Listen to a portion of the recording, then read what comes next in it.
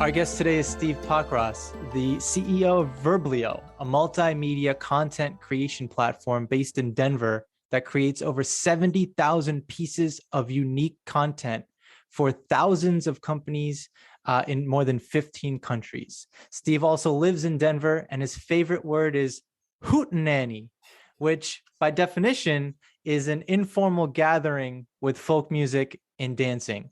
It kind of sounds like Friday nights with the fire pit.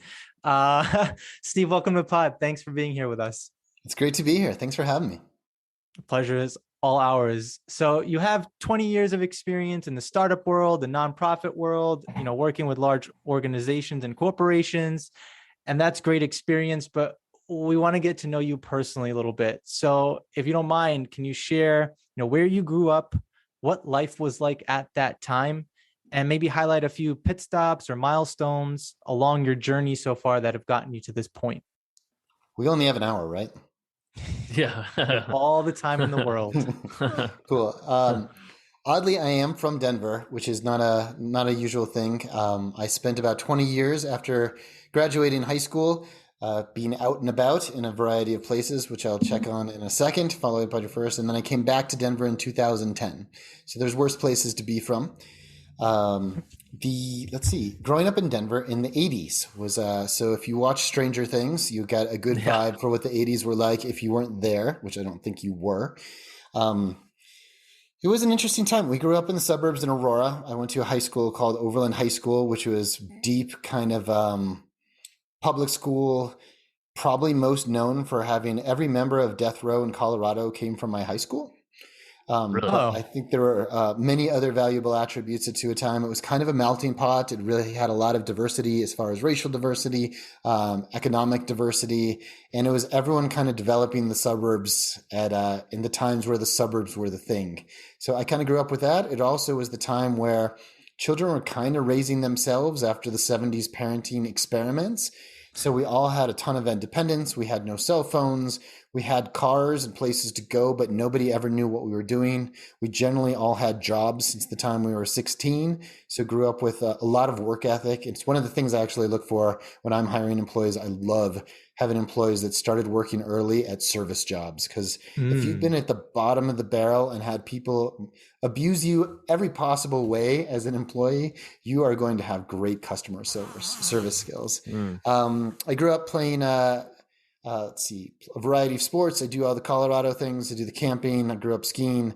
So grew up attached to all of those things, played sports like tennis and lacrosse, and did theater. I was basically like, did you see the movie Rushmore, where the guy's basically the president of every single club and never spends any time in school? That was basically me. Nice. There was no beekeeping club at our school, but I got the rest of it, I think, down. And ran into a college counselor as I had a choice of places to go that had a really big impact in my life. And I think a lot of studying of human behavior in your own path is trying to figure out not just what you should do intentionally, but being very conscious of what random acts of chance happen upon you that decide your future and your fate. And so this guy who I'd met once in my entire life, I went to him. My parents were trying to figure out, I had a lot of choices of schools, and I applied to 11, which now doesn't sound like anything. At the time was absolutely insane because every application was different, had to be hand typed, and every essay had to be hand typed and sent separately. So all you youngins out there, things are a lot better for you now. And probably less expensive too.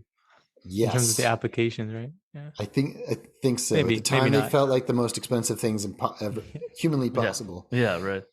And so I went to him and I explained my personality type and what I'm interested in, and that basically I'm interested in a little bit of everything, but I don't exactly know what I want to do. And I was applying to a bunch of schools that were well known and famous in Denver, which was not too many, and so they're all on the coast. And he told me to check out liberal arts, and I'd never heard of like the whole New England liberal arts scene, where you study all the things to make you a better human, to teach you how to think critically, to teach you how to write and read and relate better to other people, and to develop an incredible curiosity that can carry you through your entire life. Wow. And I'd never heard of such a thing. And all of your classes were going to be 20 or 25 people or less. And you would have a personal interaction and go deep. In my class in women in Buddhist literature, I was going to learn a hell of a lot about women in Buddhist literature. And I went and I visited a bunch of campuses, and I ended up at Wesleyan University, which was for those not in the know, because I wasn't in the know and I'd never heard of it before, as a small liberal arts, super progressive school in the East Coast, and I learned a ton. I learned, first of all the things that I said I was hoping to learn. The second is that I learned that everyone who goes to an East Coast private school for high school is much better at every aspect of academics than my public school background. And so few things out there. One, learn to be interested in a whole host of subjects, mostly focused on the humanities. Economics, sociology, history became my major, and a focus in Latin America. But I also learned that I thought I was the best from where I came from. I was at the top of my school in a really big class, and here I was getting my ass kicked. And sometimes if you really want to get better in life, you just got to get your ass kicked. So that was kind of one of the lessons I learned along the way. And I think that's really true. And so continuing with that theme, I took my junior year and I moved to Santiago, Chile. And I was there right when the dictatorship was transferring over power to a democracy. The dictator of the last 20 years, Augusto Pinochet, was still in charge of the military. So it was a really interesting dictatorship that I was kind of living in. And I didn't really speak Spanish that well, and Chilean Spanish is particularly bizarre. And I rolled directly in the University of Chile, which not taking like a student abroad type of thing. And I did not understand anything for 2 months, and until it was there. And it's kind of like back to it's good to get your ass kicked sometime. The more comfortable you are, in my experience, with being in a place where you are not comfortable, you're not the top person, you're not winning at everything, and you're just willing to look like a fool, the better you're going to get at everything. So I was totally willing to look like a fool as I learned Spanish and just try to express myself with my hands as much as possible and miss words and have the Chilean students laugh their asses off when I said really inappropriate things about the woman serving lunch that I didn't realize I was saying and things of that nature. And I learned to speak Spanish really, really well. And somewhere, this is a bizarre story. So I stayed another 6 months because I was really enjoying the experience. And I found I was 20 years old, and I got a job as a reporter in a British financial magazine about the economy of Chile, which is not something that usually happens when you're 20 years old interviewing the CEOs of Santiago, Chile. But if you're there at the right time and you're there in a place where nobody else is going to, this is very similar to startup strategy. You can really set yourself apart. You want to be that big fish in a very small pond. And as one of the few people who spoke Spanish and spoke English, thank God we were writing in English, I got hired to interview like the most amazing like leaders of industry in Chile, which is another one of those things that just sets them across your path. So another life lesson as you're looking for what industries to go to, follow your passion, but also think about where other people don't want to go and where they don't find value. This all connects back to Verblio eventually. Came back, wrapped up. I became attached. First of all, pause in the story. The life story can go really long. Are we at the right level of detail? Should I keep going, or should I? This is great. I mean, I do want to, you kind of glossed over the fact that you went to a high school that has the most death row inmates. We could definitely maybe go back to that. You can't just gloss over it that quickly. But yeah, this is great because you're actually showcasing what it takes to build resilience and go through tough times. And you're showcasing that here you are as a human, and here we are. You made it so far. So as tough and uncomfortable as those situations must have been, that pit in your stomach feeling that you must have had, maybe the elephant on your chest feeling that you must have had through all those times, here you are. That's a really good point. We can skip the death row stuff and keep going on with the rest of the story. There was some pretty traumatic stuff though. Like when you have a major tragedy and major trauma happen at your high school, like it sticks with you and it gives you a very different perspective. And there was a mass shooting that happened at my high school that's kind of famous. It happened 2 years after mine when my brother was in the high school, but like it was all of our students from our high school who got killed. It was by a student in our high school who killed them. It was called the Chuck E. Cheese killings at the time. Jesus. And it really just gives you a whole other perspective of It's less about the arbitrary. I think everybody, like, there's this cliche thing. Anybody who goes to a funeral is like, now I just appreciate life better, which I just think, like, yes, that does happen every time there's a death.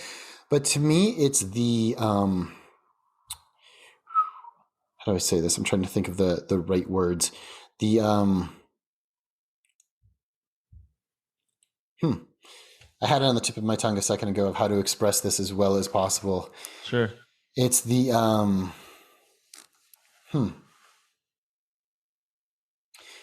there's an element of luck and chance that goes with it that is very similar to like live every day, carpe diem type of thing. But there's also a heaviness of how dark the world can be. And I think as you're growing up, especially with the American education system at the time, and I think it's changed a lot. At the time, it was really sold on this very American belief that there is progress to the world. The United States leads the progress. Everything always gets better, and we're the leaders of that progress, which I think has really been deconstructed over the last 30 years, which I think is really important. The hard part is you have to replace something. The problem with all deconstruction theory is that it leaves you empty unless you replace it with something. Right. And so there has to be a connection, and there has to be some sort of purpose that runs through it. And I think that's one of the things that happened when we were there. One of my one of the favorite things that I've read recently was a study of religion. There was, there's all of the studies in behavioral sciences about how religious people are happier than other people. But when they dug deeper into the variables, I don't know if you guys have heard this, the key variable is not if they're religious and they believe in a higher power. It's do they go to the social events? Oh. And so the true purpose, what makes people happy, is a connective nature to the rest of humans, and that you all have something in common, you do something together. And I think that's kind of what gets ripped apart when you live through a big tragedy like what happened at my high school. Yeah, I'm sorry that you actually lived through that, but it seems like you were able to come through it with this perspective. But at that age, to see something that you can take somebody's life and go the wrong way. I mean, somebody who's going through that, it could have been negative for them in detrimental ways. So, yeah, but I guess it's part of building resilience. And again, this human story, which a lot of it is centered on suffering. If you want to go to we've been talking about religious stuff, but at the end of the day, we're all here, we're all surviving. And that's really all we can do. Yeah. There's very little options. I love so one of my other favorite human tendencies, and you always ask people, it could be in interviews, it could be at any time, something bad happens to them or something, like some mistake they made on their resume. Yeah. Like I accidentally worked for some nefariously backed startup in San Francisco that I definitely should never have done. But the human tendency is always to say, I learned from it. It was a powerful experience. It made me who I am. You really have no choice except to think that. I think that's human consciousness. Yeah. But they do all form who you are. So I'll tell you more. So a lot of these tangents, like the Chile story is a year, a lot of those are choosing choosing a path that was following passions and following interest at the time, which is another theme of my resume that I think helped made me into the leader and the person that I am now, and didn't always work out for me, and often led to a lot of chaos. There were about 5 years of startups there that just all imploded at random times and got really uncomfortable. But I interviewed Jim and Denise Franklin, who are big startup leaders in the Denver area, who have been a big part of my mentorship here on my podcast, which we could talk about some other time. But I asked them kind of what's the number one advice that they give to young people going into startups. And they said something that was exactly what I believe, and I had never thought of it before. They said, follow the path whenever you have multiple opportunities that gives you the most opportunity for growth, because it will always end in a larger career value than what you have now. You can always get paid more, a higher title, but anything that opens more growth paths opens more opportunities for you to develop expertise, to develop what you want to learn about and who you want to be, what type of working style is going to work for you. And then in the end, that is going to turn into a larger, they called it a career LTV, which I thought was a cool expression. What's LTV stand for?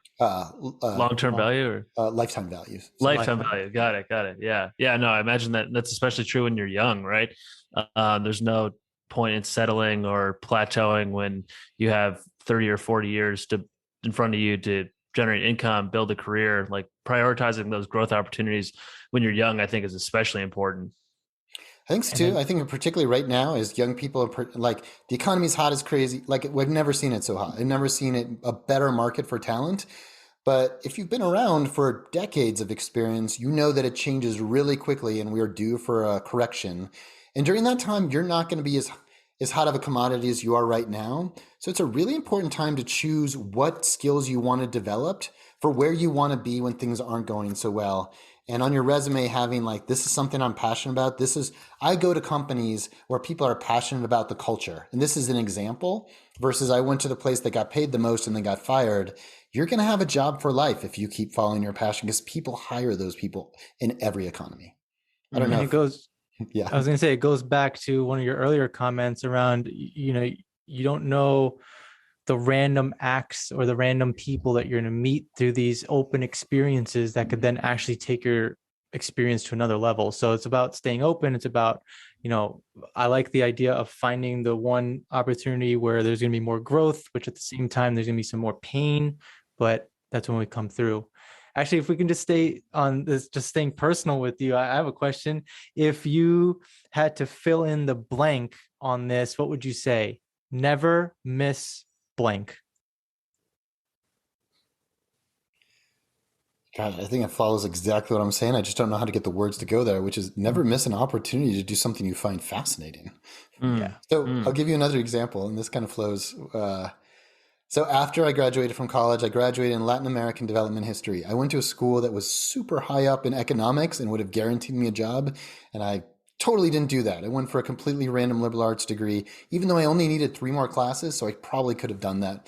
Probably should have done that, but I've never really thought that that was a big regret. And so afterwards, I knew I had career ambitions in nonprofits that I'll tell you about in a second. But I had an opportunity where when I was living in Chile, so there I am in a random place, I run into a bunch of Americans. When you're in a small place like Santiago, Chile, all the Americans have something in common and you want to be together. Versus here, if you see an American, you're not going to stop on the street and start a Yeah, right. conversation, but like you have this connective power.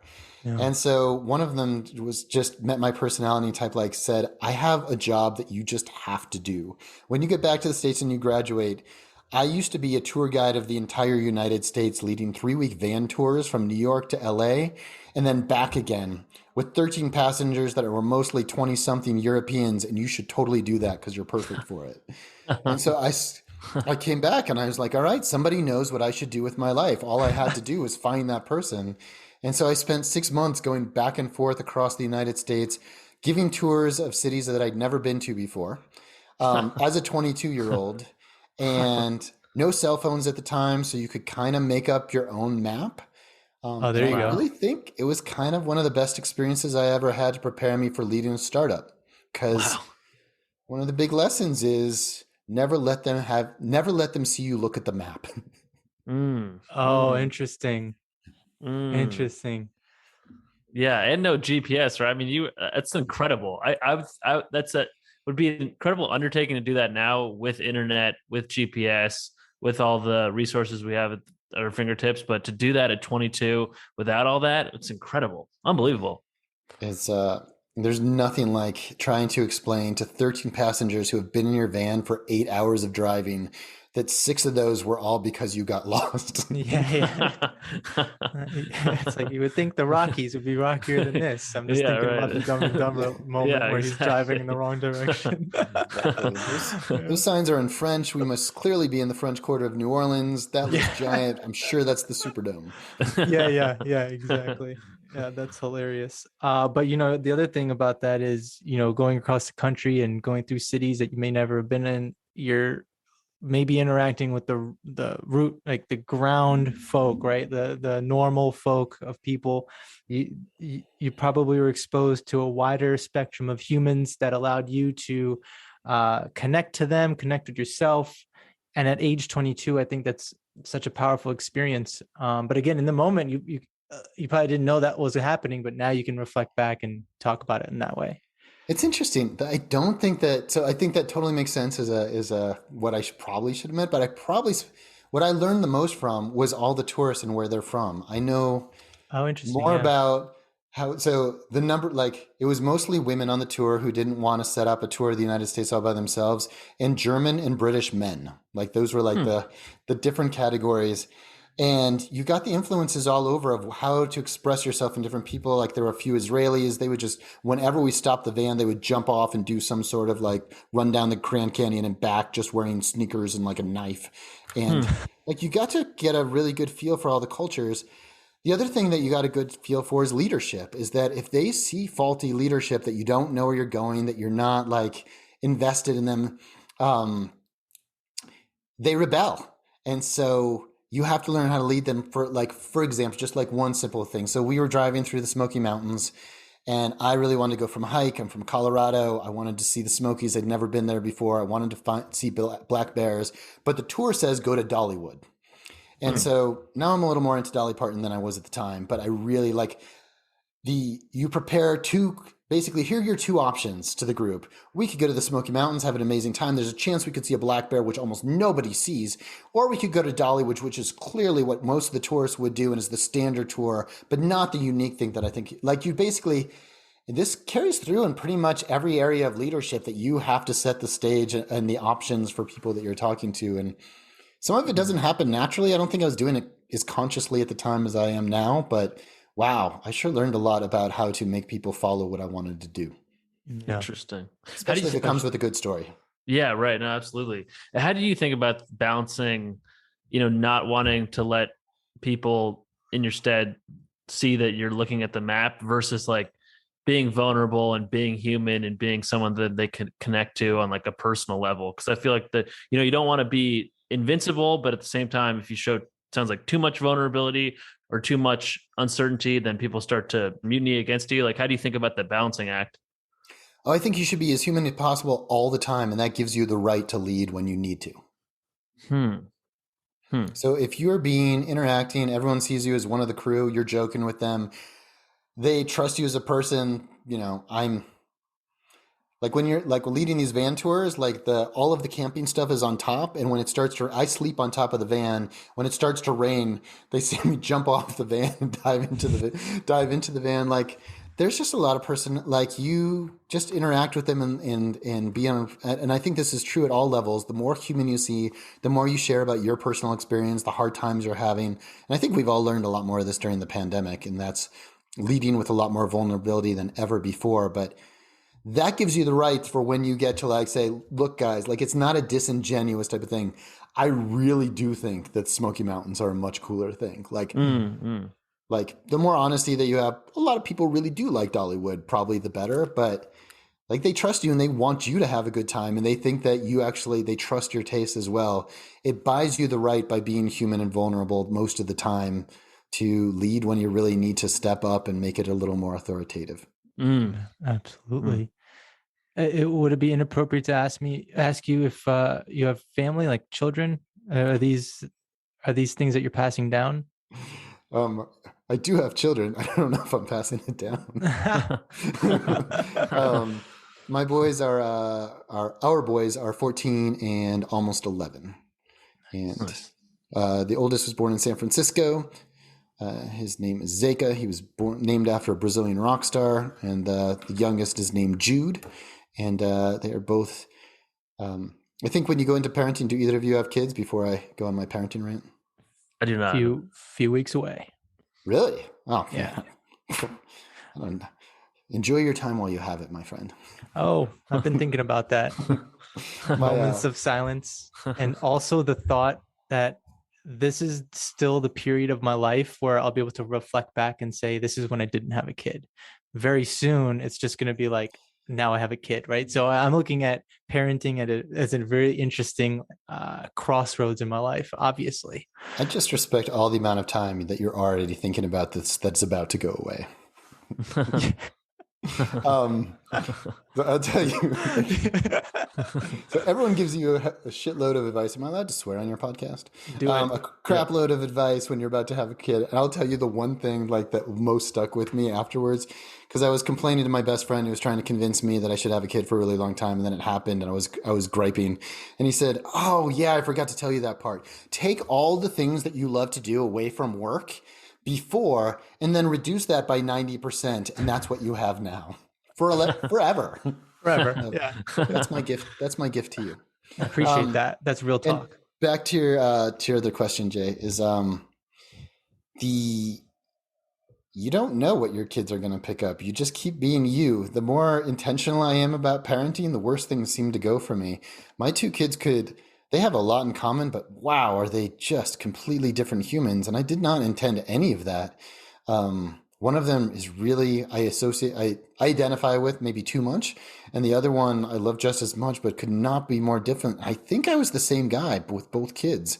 So I don't know. You keep trying to pass on your who you are and take Does it all make the you rules. think? Yeah, go ahead. Sorry, does it make you think that nature plays a bigger role than we perhaps give it credit for? I feel like we're pretty nurture focused and talk a lot about like the way that parents and childhood environment has shaped us, but does it make you feel like there's some hard wiring there that has a huge role in your ultimate personality? Totally. So I listened to, there was a famous Freakonomics episode. I don't know if you guys listened to this one, where they did a statistical analysis of what are the two most important, like what are the two variables that parents can most influence in their children. And it was basically, it was almost all nothing. Like, teach my kid another language at 3 years old, make them listen to Mozart from the time they're in the womb, and just going on like all the things that we're all told is going to make us better humans. And if not, we're insufficient as parents. And the only two things that statistically stuck out as variables are, do you want to guess? This is more fun if you guess. Only two things. Yeah, I would say, I don't know. This is kind of weird, but I'm thinking along the lines of if you can make it a situation where they feel like they belong. That I'm trying to put that in real concrete words, but I haven't thought about this idea too much. But it's like if you can create a situation where people belong, that has a huge influence on them. Is it more minor than that? Is something more minor than that? Cool. I'll tell you Yeah. I'll tell you the answers because I wouldn't guess them either. Yeah. I think that's a really interesting answer. I think it's related. The number one is kind of obvious. It's kind of obvious when you think about it, which is if the parents smoke, your kids are going to be less healthy mentally and physically. So Okay. that's the number one Health. indicator. So, okay, we can deal with that. Almost nobody smokes anymore. And number two is how nice you are as a parent to the wait staff, Oh, Huh. okay. Yeah, because they're watching you more than they're listening. to people who you don't have to be nice to, when Yeah. you don't have to be particularly friendly or anything else. How do you behave? And that's the number one thing that they say influences children's behavior. That's really interesting. Yeah. That is really interesting. Yeah, I have a friend with he was pretty aggressive towards like service people, and I'm constantly like embarrassed and trying to rein him in. And he's like, dude, this is what, this is exactly how my dad, I learned all these things, all these like phrases, all these ways of being like hyper sort of proactive and aggressive, like from my dad. And I was like, well, I guess that's just what it is. But I totally can see that being passed down generation to generation, just in that microcosm. Me too. And if it's Yeah. not from a parent, it could be from a mentor. I mean, I remember being like 23 years old, and one of my first business mentors, I watched him in action, and whether it was the valet person or the corner office client that we were both going to meet, treated everyone the same, right, with utmost respect. And just watching somebody so successful do that at a young age for me, I thought that had a huge impact on my life as well. So yeah, it's great if it comes from parents, but it also can come from other people. You just have to be alert and aware. That's interesting. It kind of goes back to what we were talking about, the high school jobs of like Yeah. wanting to have service people. Don't you want people who are great to service people in your company? Don't you want to Yeah. hire those people? Don't you want to work for that person? Like, Yeah, totally. Yeah, that's a no, great absolutely. quality. Yeah, and I think there's this whole idea of like treating the little people well, and it's like really they're not little people. Everyone's just a person. Like there's a flaw. There's a flaw in just the way of thinking of it as like treat little people equally. It's like the starting point should just be treat everyone equally. I think. I think so. And everybody thinks we're little people do a lot of other people too. Exactly. Yeah. That's Yeah. one of the benefits of traveling. You go overseas and you see communities where no one's judging the next person for what they're doing. Everyone's out here trying to make a living. Everyone's out here trying to be happy. And I think that that's something that, here in the States, I feel like you judge the person based on their role or title, and it's demeaning. because at the end of the day, we're all in this one existence and feels like a simulation sometimes. So what, like, we should take ourselves a little bit less seriously and take each other, you know, savor the moments that we have with each other as opposed to judging each other. But anyway, maybe that's a segue into what you do and, the company that you lead, Verblio. We talked about how it's a content agency that creates 70,000 pieces of content for folks around the world. My question to you is, what was the impetus? What did you identify in the market that needed to be addressed? How did this all come about for you? Cool. So I'll go back a little bit just before we get there, which is, first, I didn't found Verblio. I was the CEO who took over 6 years ago. So I basically took it from like a $2 million business and 11 people to where we are today, which is around 12 million and 45, 50 people. Nice. And so I got my start. So just quick, finish up the backstory in a line item fashion versus storytelling fashion. Yeah. Moved to San Francisco after being a tour guide, worked for 4 years in community development finance, which is a way of saying nonprofits that you are using innovative ways of using financial techniques to develop affordable housing and micro lending and things of that nature. That was really my first passion and what I thought I was going to do the rest of my life. I've been teaching myself Portuguese for 4 years, and then I decided before I turned in my applications to go to business school so I could get really like qualified to do all the international development work I wanted to do. I interviewed for jobs at the Brazilian Development Bank for a consulting group there, and I moved to Rio for a year. And I worked in that, and I thought, like, talk about firsthand experience with seeing like all of the variety of ways that people can live. You got a good dose of that in Rio, which I still think between Rio and San Francisco, it's hard to say which is the more beautiful city, but I feel very lucky to have lived in both. Wow. Went to Chicago for grad school, got my MBA, did MBA type of things, which I'm happy to talk about more or less. And then ended up, and this is kind of the foundational story that leads to Verblio, I ended up in one of the pioneering, what we call marketplace SaaS kind of services companies. It was a company called LiveOps, and it was a virtual call center which had 20,000 home-based call center agents and a bunch of the original Netscape team. 2 of the first 8 Netscape guys were there and like 3 of the former chief scientists.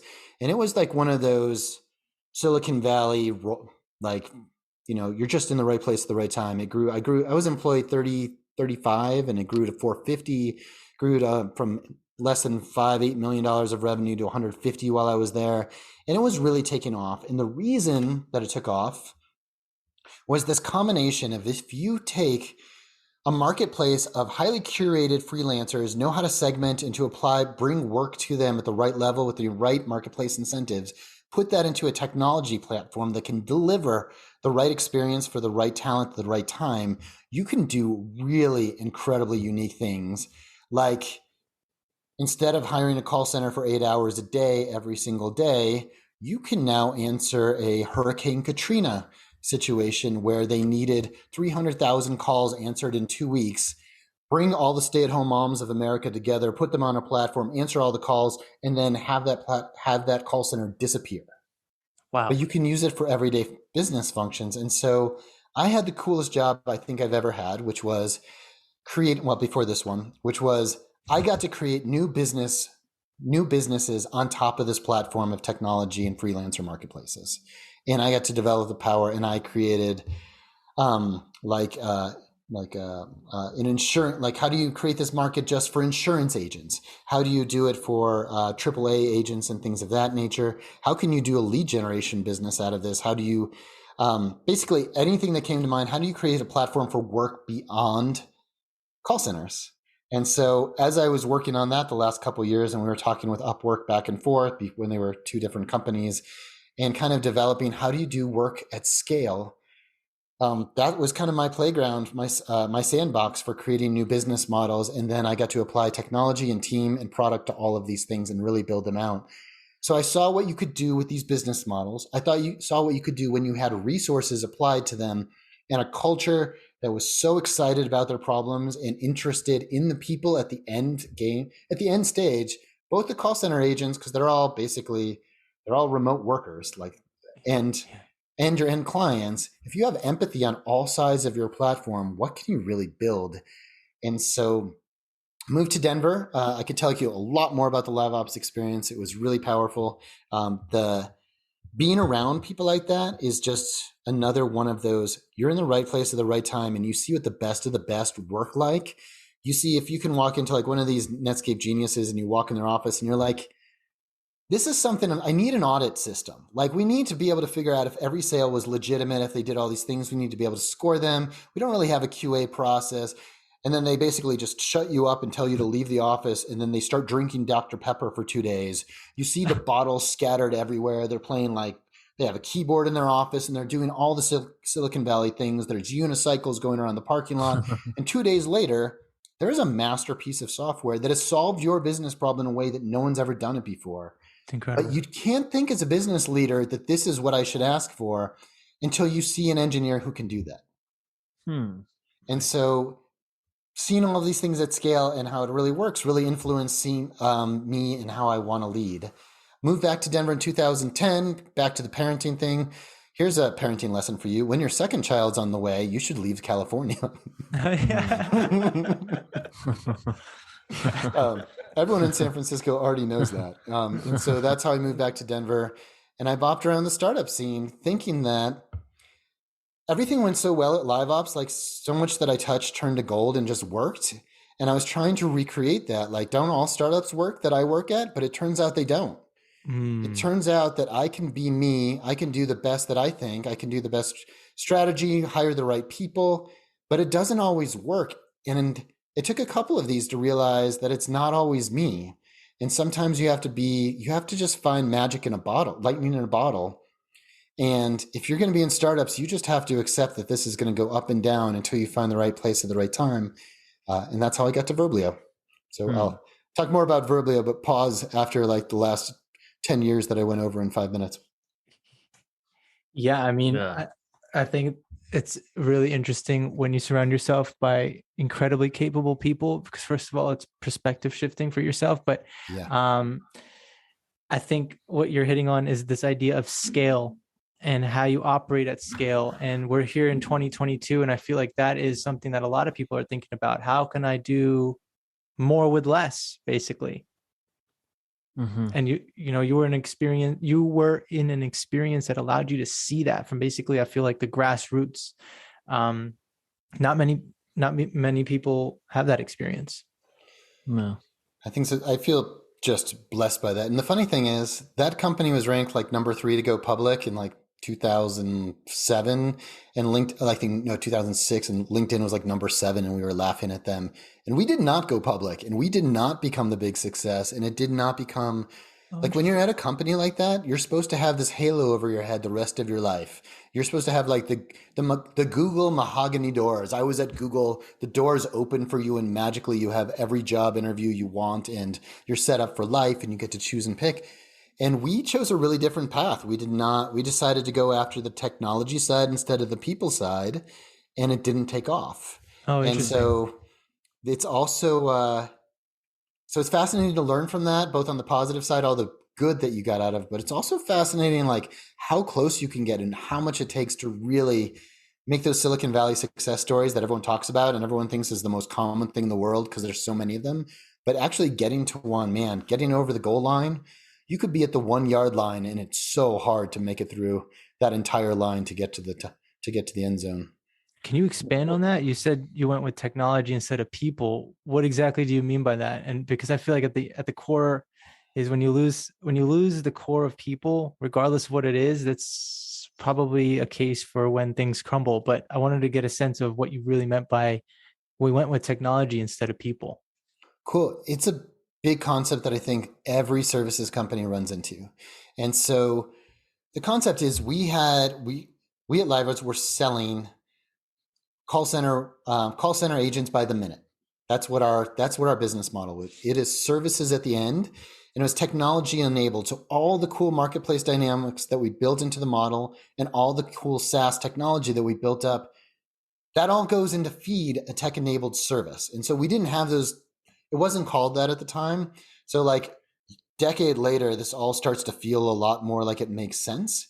And at the time, Salesforce was just coming on board. Our CEO was on the board of Salesforce, who was the former chief operating officer of eBay. And so everyone's getting really excited about SaaS for the first time. It didn't have the name SaaS, it was called cloud at Yeah. the time. And Okay. so the idea was, here's the multiple that we threw around a million times in a row. If you take our $150 million of revenue and you multiply it by one-time services, which is all you should get if you're a services company, because it wasn't factoring in any of the growth rates, any of the technology, any of the margins and scale, then you only have a $150 million company. But if you have a SaaS company, it's 10 times revenue. Yeah. So there's a valuation play of, hey, do you just want to buy our call center technology and apply it? And so it's a really hard decision to make when the valuations are so big. There's like a personal element too. When you were talking about forgetting about the people, I think I said it first and then you repeated it back to me, but the Silicon Valley in particular and technology companies, when they're trying to do more with less, they are constantly thinking about how do you get as many people out of the equation as possible. And I believe that you need to have the right amount of people as possible. Oh, interesting. And I think that's a big difference of how you run your business. First, you need to know who you are. We were a tech-enabled services company. We were trying to transform into a pure SaaS company. And so just the acknowledgement of who we are. And the next is, what do we want to do? It changes your culture dramatically when you have all these people who are so excited about creating amazing work from home jobs. Like at the time, and that's only more relevant today, but at the time, it was really exciting. That was the passion of the company. We were not excited about how do you build the next call center so it's on software as opposed to on hardware. And so you really have to change the culture and the perspective of the company. So even, are you the right people to do it? And then, are the investors aligned, and is the whole company and management aligned with what you want to do? So I always love the people side of the business. I get the equation. I think they're right in some elements. The valuation goes way up if you sell yourself more. If you can be more of a software company, you can get higher valuations. But there's something to be said for just delivering really awesome value for the value that it's bringing. Yeah, that's powerful. Yeah, I'm curious. You talked about this idea of like trying to find the startup that's that lightning in the bottle. If you're someone who's maybe in like a more junior position in life, like they're interviewing at startups and more entry level roles, like what are the things? Obviously, you have the market that the startup is going after. You have the product. You have leadership. Like, what are the things that people at a more junior level can look for to see if this is a startup with legs?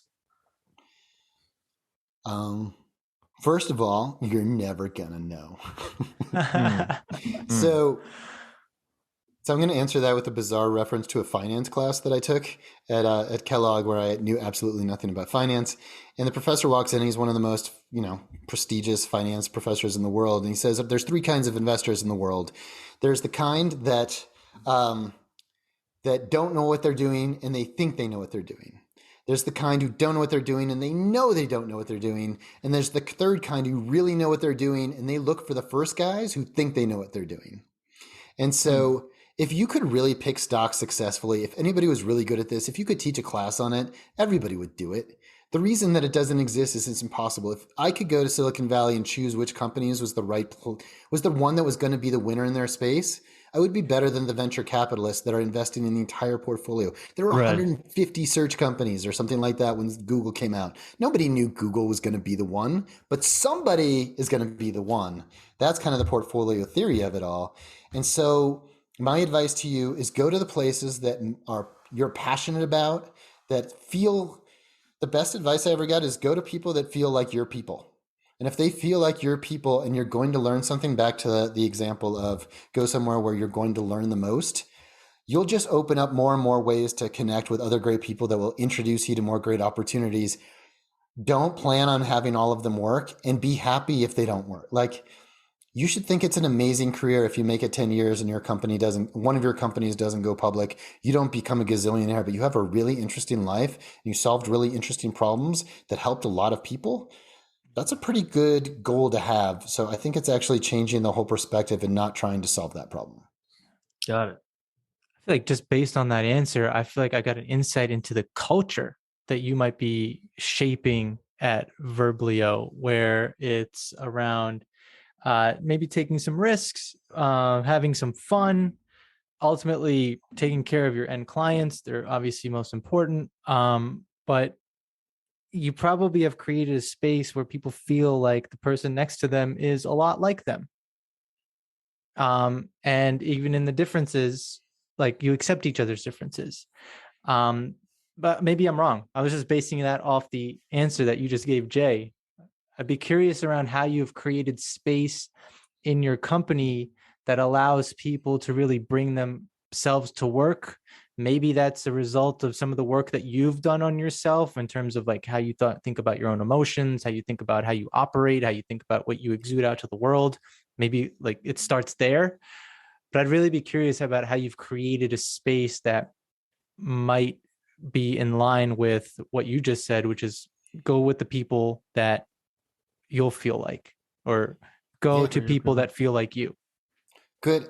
It's probably what I think about most is my job as CEO. It's not about building, it's not about SEO, it's not about content creation, it's not about marketplaces. It is about people first strategy and what does it really mean versus what are the talking points that most people say. Yeah. And so, yeah, I like to think it all the time. I think we do, like, I think this is the most important thing. So we've grown 600% in the last 5 years with no investment. And so I get most of the times that I'm on, I don't get to tell my personal story ad nauseum for like 15 minutes. But I usually get asked like, what are the keys to success for 600% growth in such a short period of time, not taking investment? And I always talk about people first strategy and what does it really mean? So I think there's some really deeply key ingredients. So the first is all about hiring. And so hiring is you have to make a strategic decision. What type of people do you want in your company? And so one of my key guidelines is hire for traits as opposed to experience. And what does that mean? So for me, I'm looking for example, that service level like is nice to people at all levels. You can just feel it. The second is I'm looking for people who bring more energy, leave me feeling with more energy than I felt at the beginning of the conversation. They are energy chargers as opposed to energy vampires. Yeah. Like they will make everyone else more energized. They build more energy in your company. Third is incredible curiosity and smarts. And those are kind of two different things and kind of related.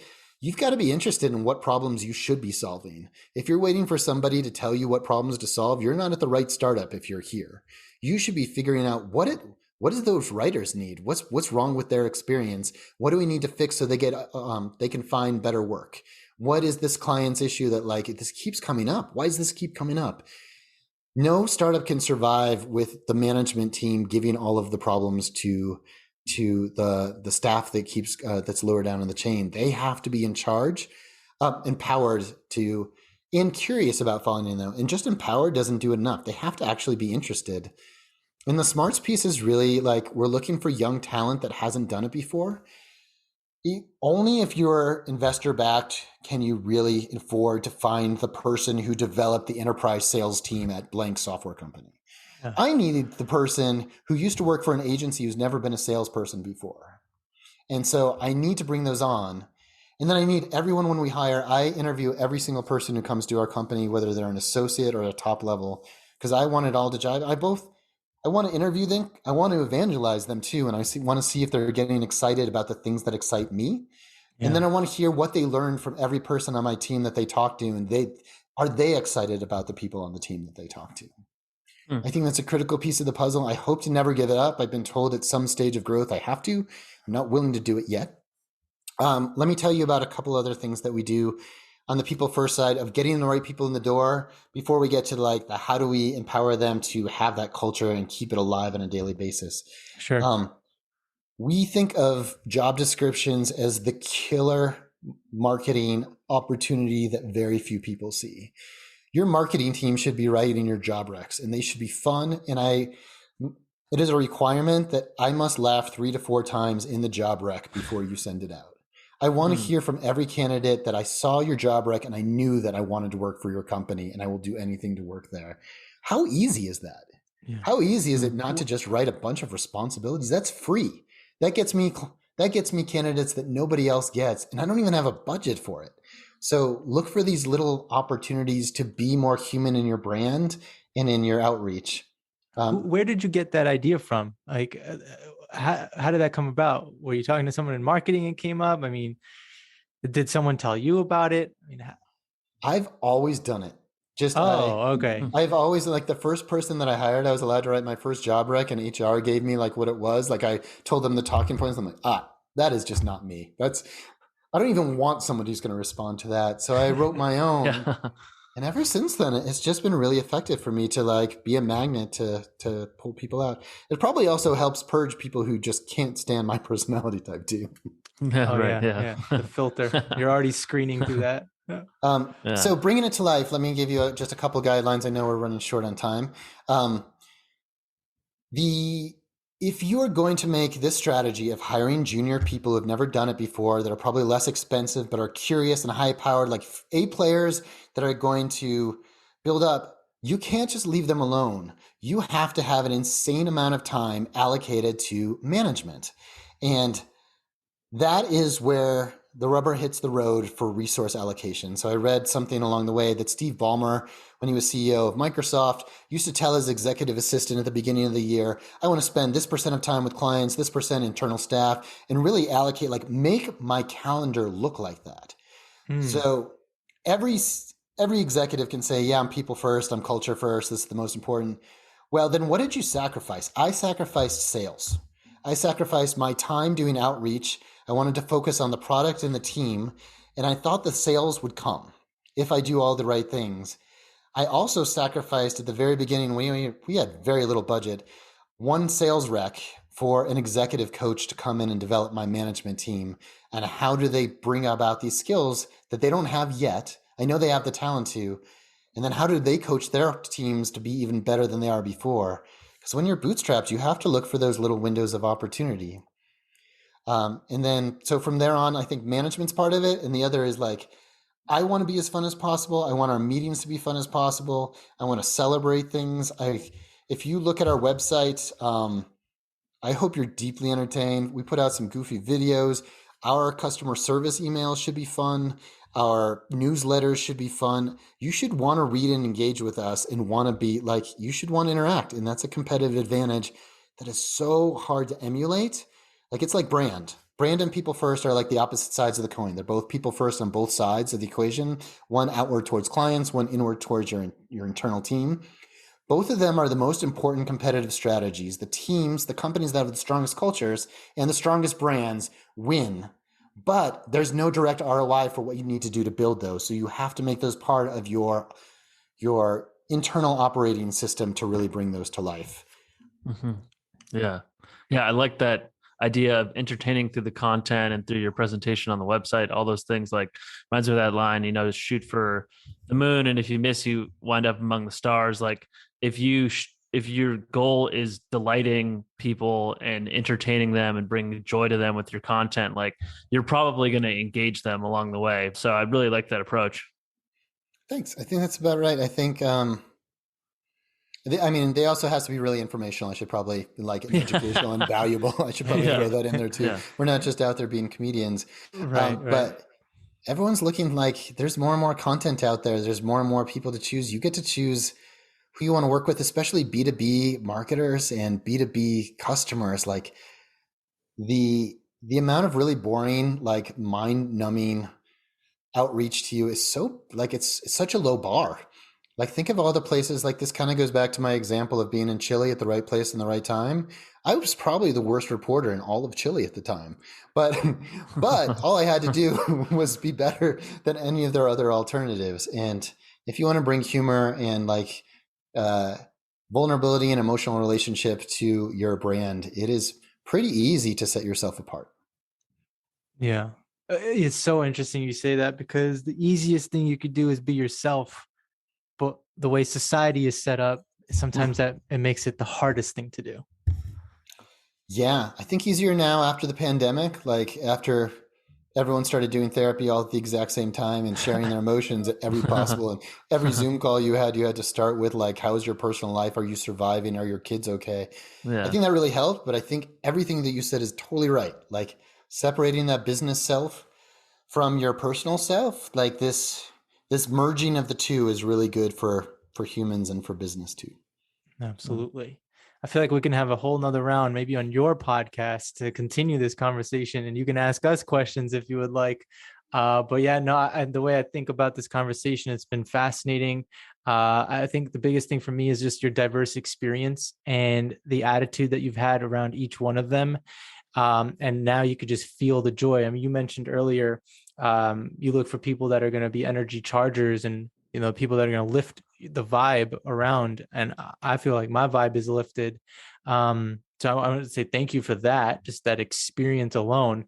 But yeah, I love your story, because you're basically showcasing that you can just do many things. Some will be great, many probably won't, but you'll still be here, and you can still have a family, and you can still live in great cities. And it's just, you just showcase that this experience is really up to you, right? Like, you have to be the person that's choosing these things. Like, you are the one who's going to go out and find the growth. You're the one who's going to take that chance and try to network with somebody because you think it's going to open up another door or something like that. So really, the experience comes from you. It's how much are you willing to do?